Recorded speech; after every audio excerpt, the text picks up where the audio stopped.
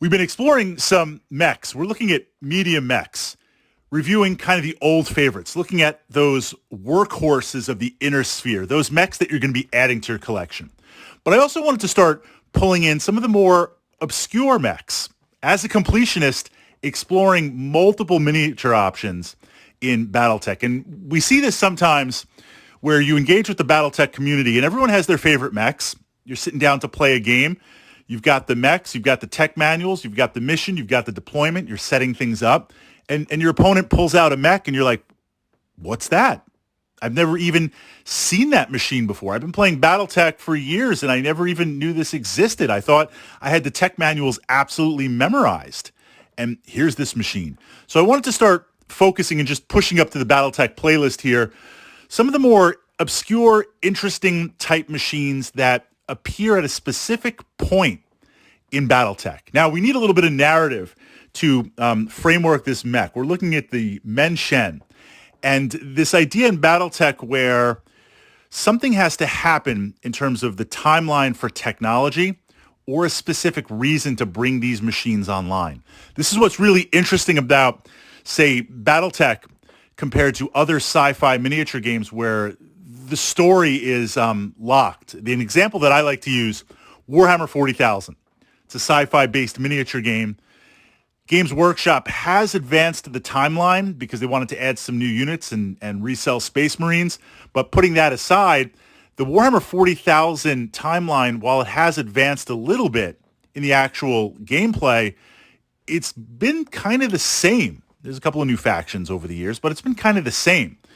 Battletech has been regularly advancing from when it was created with new timelines, new eras, and new narratives. Now, you can choose to play in that. You can choose to explore that. You can use mechs in different possibilities. But what you see is as that narrative advanced as a framework, there are points where the technology, the narrative, the possibility came together to create some very, very unique and interesting machines. And the Men Shen is one of those machines where, and I am condensing things a little bit, you've got the Star League, then you've got the Inner Sphere, then you've got the clans, and there's this midpoint area where during the clan invasion and after it, now it's like a renaissance. You've got some new tech that has been discovered. Of course, lost tech is always being discovered. You've got tech being reintroduced to the Inner Sphere. You've got clan tech. So now you're seeing the houses not only upgrading or restoring mechs to kind of Star League standards, but for integrating this new tech, creating some very, very powerful and interesting machines. So jumping in with the Men Shen, it's a medium mech. Yes, we're reviewing medium mechs, but what you see is when you start creating new Inner Sphere mechs with clan mechs based on the clan tech and the improved weaponry, do you really need a heavy or assault mech? What I mean by that is the weapons are so much more efficient and so much more deadly to keep the battle value down and to keep the machines relatively fast but still able to take some hits. One could argue, agree or disagree, this kind of hybrid Inner Sphere clan tech, do you really need to go beyond medium mechs? You want that speed, you want that weaponry. I guess an equivalent would be in the here and now of today with so many efficient anti-tank weapons. The age of super heavy tanks is over, right? Speed and tech is more important. So it's interesting because you start to see this pull away from heavies and assaults, and Fritz is a little bit sad-faced because I love the heavy and assaults, where you see not only are the mediums the workhorse, you actually kind of want them with this technology because I want to keep the battle value down. I want them to be fast enough, and I need to mount just enough weapons to get the job done. The Men Shen is perfect for this. It's got 4 medium pulse lasers and an LRM-15 with the Artemis system. This combination, plus with the speed, puts out a scary amount of firepower.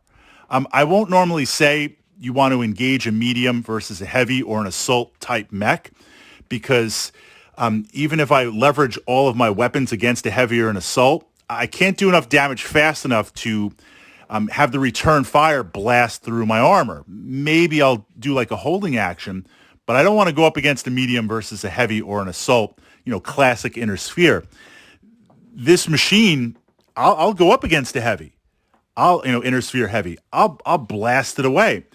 The pulse lasers combined with the missile system, it's a hunter.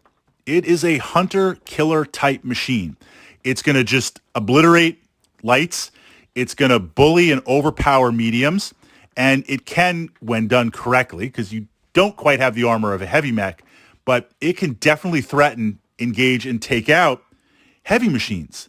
Assault mechs are still assault mechs, but look at the battle value that you're paying for that. So the first, of course, is you've got those 4 pulse lasers in both arms. Slight vulnerability there, but I can't complain about that because the way Battletech is set up, the arms are the most vulnerable parts of a machine. And based how you have the engine and the gyro and the support systems, that takes up the majority of the torso type areas. So you are mounting your primary weapons on those arms. You've got redundancy. You've got 2. You've got firing out. The LR-15 is interesting. You're saving some weight. And well, we've got a base LRM-15. As soon as you jump over a 10 pack, 5 pack is like I'm going to just harass you from a distance. Maybe I get a lucky shot, but it's just to put some dice on the table and see how you react. 10's got a little bit of bite, but it depends on how well you roll on the table and what machine it appears in. 10 on a medium mech is like, okay, that's the bare minimum I want to see for the tonnage. 10 on a heavier assault is like, it should be at a minimum 15. Honestly, I want to see 20s. 10 on a light, like the Valkyrie, you're like, how did they pack this in there? That's not a novelty. That's a tactical advantage based on a light mech. So the fact that we have a 15, yes, I'd love to see a 20, but we've got a 15 mounted on a medium mech, that's got some punch. That's got some bite. And when you add in the targeting system, this is going to give you a +2 on the cluster table. That effectively cuts down on the weight, makes it that much more effective in a package that is still mounting on a medium mech.